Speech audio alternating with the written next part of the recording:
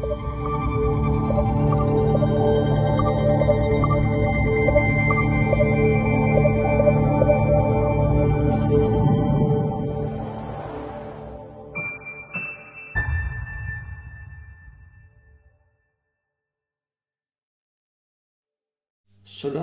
yang Tuhan Yesus kasihi, di pagi hari ini saya membahas sedikit saja, ya, tidak terlalu panjang, tentang insya Allah atau mudah-mudahan yang katanya di dalam Alkitab itu ada.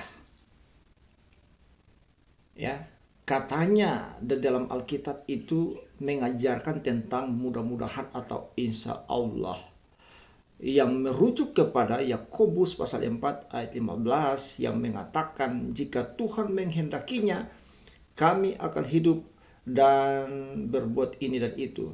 Nah, saudara-saudara, ayat ini tidak merujuk kepada kata mudah-mudahan. Tidak merujuk kepada kalimat mudah-mudahan. Kenapa? Karena Alkitab mengajarkan kita adalah di dalam Kristus ada kepastian. Ya, di dalam Kristus selalu ada kemenangan. Di dalam Kristus ada kehidupan yang sejati. Saudara, di dalam Kristus selalu ada kepastian dan tidak ada kalimat mudah-mudahan. Ya. Nah, kalau bertolak dari Yakobus pasal 4 ayat 15 ini mengatakan itu mudah-mudahan, itu salah. Salah menafsirkan atau salah mengeksegesa. Nah, kalimat ini di dalam Yakobus pasal 4 ayat 15, jika Tuhan menghendakinya, kami akan hidup dan berbuat ini dan itu, artinya merujuk kepada rencana setiap orang. Ya. Misalnya setiap orang akan bepergian. Saya akan bepergian, misalnya rencana ke Jakarta pada minggu depan. Nah, Alkitab mengajarkan kita bahwa saya harus berkata begini, jika Tuhan menghendakinya, ya sekali lagi, jika Tuhan menghendaki, minggu depan saya akan ke Jakarta. Itu lengkapnya penjelasannya, saudara. Atau saudara-saudara mungkin rencana misalnya menikahkan anak, atau anaknya sudah sepakat untuk menikah, ya taruhlah katakan misalnya tanggal 1 September 2025.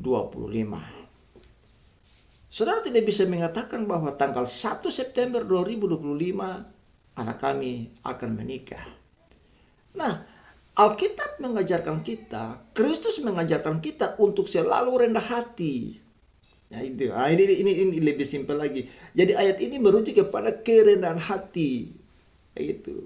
Dan harusnya saudara mengatakan begini, jika Tuhan menghendaki tanggal 1 September 2025 anak kami akan menikah.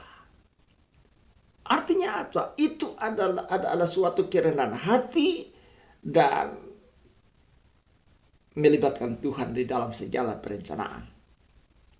Gitu. Jadi saudara punya rencana, libatkan Tuhan. Jadi kalau misalnya saudara mengatakan tanggal 1 September 2025 anak kami akan menikah, ini ada unsur kesombongan. Artinya bahwa kehebatan saudara, ya, tonjolkan kehebatan saudara untuk bisa melakukan pernikahan anak pada tanggal 1 September 2025. Saya juga begitu, misalnya saya mau ke Jakarta, minggu depan saya akan ke Jakarta. Ini ada unsur kesombongan. Jadi tidak melibatkan Tuhan secara tidak langsung. Jadi jangan lupa taruh ayat ini di depan. Kalimat jika Tuhan menghendaki. Ya, jika Tuhan menghendaki, saya akan mendirikan satu badan usaha. Kayak gitu. Nah, karena jangan-jangan Tuhan tidak menghendaki. Jadi ketika gagal di tengah jalan berarti Tuhan belum menghendaki. Gitu. Makanya kebanyakan orang merampas kedaulatan Allah.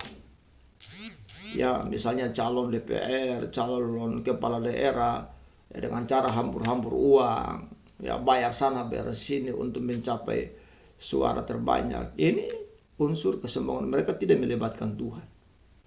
Oke, ini saja yang perlu saya sampaikan. Intinya adalah Yakobus 4 ayat 15 tidak merujuk kepada kalimat mudah-mudahan atau insya Allah. Alkitab mengajarkan kepastian. Di dalam Yesus ada kepastian. Tuhan Yesus kiranya memberkati kita sekalian. Shalom.